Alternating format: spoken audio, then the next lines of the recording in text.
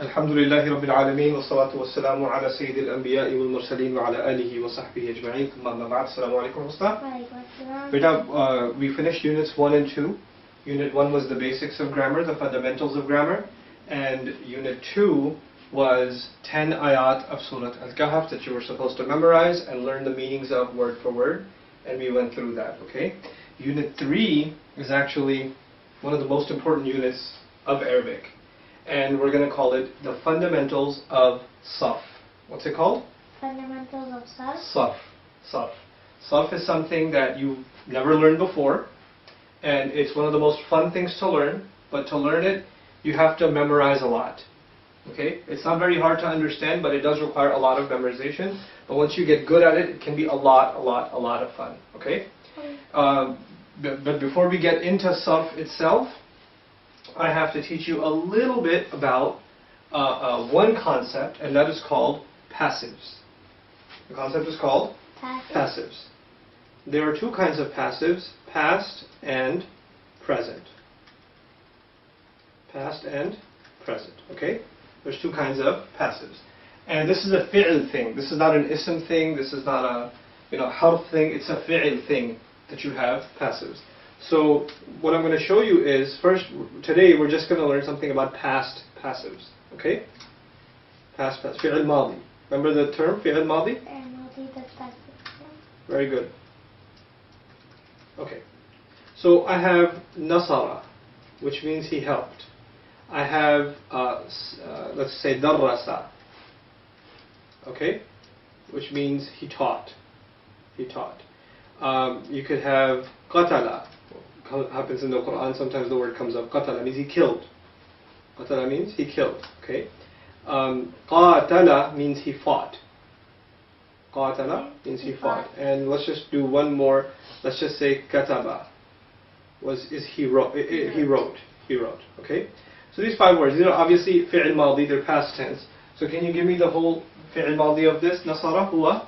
وَنَصَرَهُمَا نَصَرَهُمْ نَصَرُوا هِيَ نَصَرَتْهُمَا نَصَرَتَاهُنَّ نَصَرْنَا أَنْتَ نَصَرْتَ أَنْتُمَا نَصَرْتُمَا أَنْتُمْ نَصَرْتُمْ أَنْتِ نَصَرْتِ أَنْتُمَا نَصَرْتُمَا أَنْتُمْ نَصَرْتُنَّ أَنَا نَصَرْتُ نَحْنُ نَصَرْنَا. Very good. Can you do darrasa? Just darrasa. I won't make you do all of them. وَدَرَّسَهُمَا دَرَّسَاهُمْ دَرَّسُوا هِيَ دَرَّسَتْهُمَا دَرَّسَتَاهُنَّ دَرَّسْنَا أَنْتَ دَرَّسْتَ أنتما درستما أنتم درستم أنت درستي أنتما درستما أنتن درستن أنا درست نحن درسنا. Very good, درسنا. Alright. Now, nasara means he helped. Okay? Now when I say in English, don't think about the Arabic right now, just think about the English. When I say he helped, who did it? He. When I say Husna helped, who did it? Husna. When I say the teacher helped, who did it? The teacher. The teacher helped, right? If I say Abba taught, who taught? Abba's the doer, right? Abba's the doer. But if I said Husna was taught, I didn't say Husna taught, I said Husna was taught. Who did it? I don't know. Good. She was helped. Who did it? I don't know. They were killed. Who killed them? I don't know. You don't know. Sometimes you describe an act like killed or helped or it was written. It was written.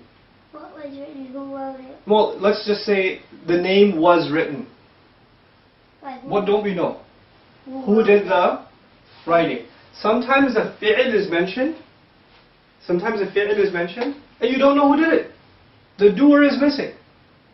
When you mention a fi'l and the doer is missing, the doer is a mystery, like you have to say, I don't know.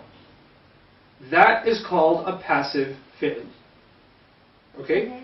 When the doer is known, like when I say Husna helped, obviously the doer is known. Who's the doer? Husna. Husna. You're the one who helped. Husna helped, the doer is known. That's active. Okay. When I say Husna was helped, Husna was helped, do I know the doer of helping? No. No. So that would be an example of a passive fi'l. Okay? So the English language has active fi'ls and passive fi'ls. You with me? Mm-hmm.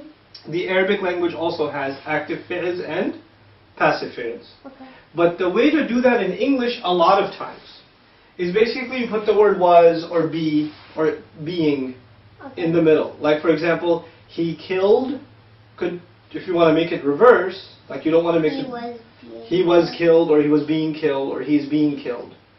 Right? So you could just do that and now you don't know who's doing the act of killing. Or for example, he sees. He sees. Is that active or passive when I say he sees? Active. It's active. When I say he is seen. He is seen, passive. It's passive because I don't know who's doing the act of seeing. Right. Okay?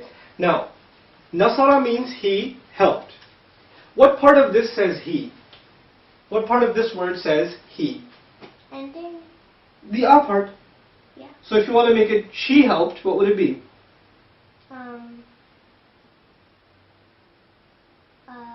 Memorize it. Nasara, Nasara. Oh, Nasarat. Nasara, simple, right? Now I'm going to write something on the bottom.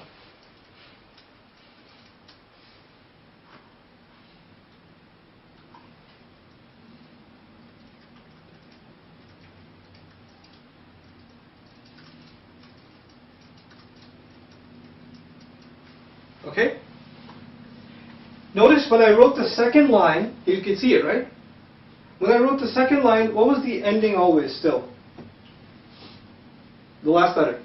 It was still a. And the a in the past tense represents what pronoun? Which doer? He. Arabic? Huwa. Huwa, right? But did I change something else about this word? You changed the First couple of sounds. beginning and the middle, yeah. And every time I made the same change, I made the word sound like it has an u and an e. U, e. Nu, si. Durri. Kuti. Kuti. Kuti. U, e. Every time. Right?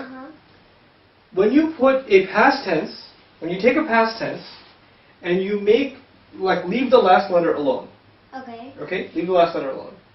And you make the rest of that word be invaded by two sounds. What two sounds? U and E. U and E. Then that word becomes passive. Okay. It's really cool because Nasara means he helped. But Nusira means he was helped. Darrasa means he taught.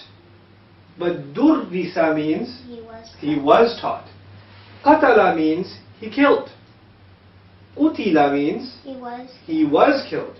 How do I know this is passive? What two sounds invade the word? U and E. U and E. And which letter is off limits? Which letter do you not mess around with? The last. The last letter. Now, qatala is an interesting story. Qatala. It's like a long qatala. It's not just qatala, it's qatala. So when I convert it, I have to take the long and replace it with a long oo. Oh, okay. Okay, that's why the oo came. So the comes, the long comes because you add an alif. So the long oo comes when you add a wow. Wow. Okay, that's why the oo is there. You understand? So if qatala means he fought. If qatala means he fought. What do you think qutila means? He was fought. He was fought. I don't know who was fighting him. I don't know. It's a mystery. In the bottom line, in the passives, the doer is a mystery. Okay. In the top line, the active line, we know the doer. In the bottom line, we don't know the doer. You get it? If kataba means he wrote, this is a little bit harder. If kataba means he wrote, kutiba means it was written. Not he was written, but it was written. Because you can't, doesn't make sense. So you replace he with it. Now, here's the important part, and we can be done with the lesson for today. This is pretty cool, right? I think it's a pretty awesome lesson. Yeah, it's cool. So now, you memorize this. Let's just try darrasa. Huwa, go on. هو درس هما درسا هم درسوا هي درست هما درستا هن درسنا أنت درست أنتما درستما أنتم درستم أنت درستي أنتما درستما أنتنا درستن أنا درست نحن درسنا. Very cool. Now check this out. Durrisa, by the way, before we go to Durrisa, I want you to translate everything you just said. Huwa darrasa, translate it. He taught. Huma darrasa. Both of them taught. Hum darrasu. All of them taught. Hiya darrasat. She taught. Huma darrasata. Both of them taught. Hunna darrasna. Those women taught. أنت درست. You taught. أنتما درستما. Both of you taught. أنتم درستم. All of you taught. أنت درستي. You taught. أنتما درستما. Both of you taught. أنتن درستن. All of you women taught. Good. أنا درست. I taught. نحن درسنا. We taught. Very good. Now look. What does درس mean? The reason was he was taught. Good. Do the whole thing.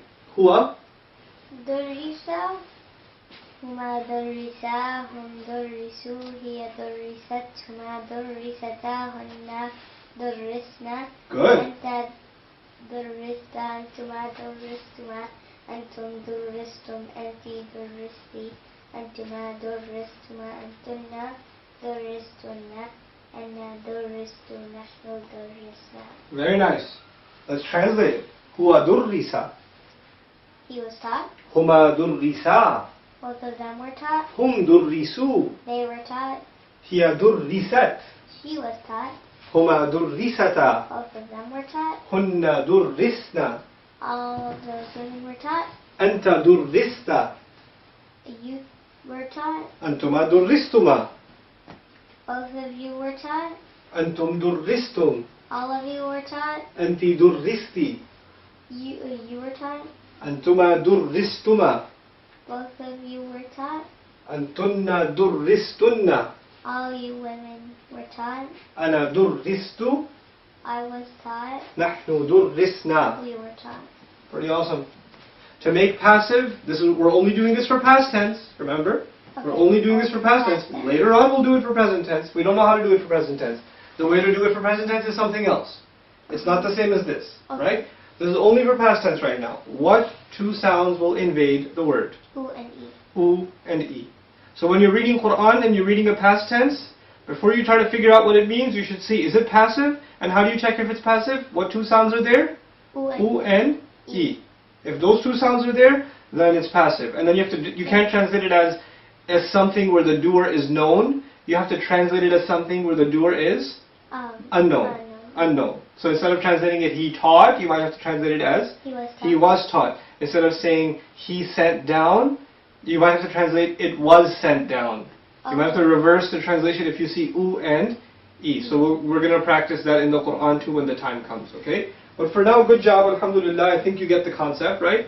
What's this called again? What version of the fi'l is this? The passive version. Passive. The normal version is called the active. And the definition of active is? Simple definition of active? Should I remind you? Doer? Doer is known, good. And passive? Doer is a mystery. Doer is a mystery. Very, very good job. Barakallahu li wa lakum fil Qur'an al-Hakim. ونفعني وإياكم بالآيات والذكر الحكيم. Congratulations on the start of Unit 3.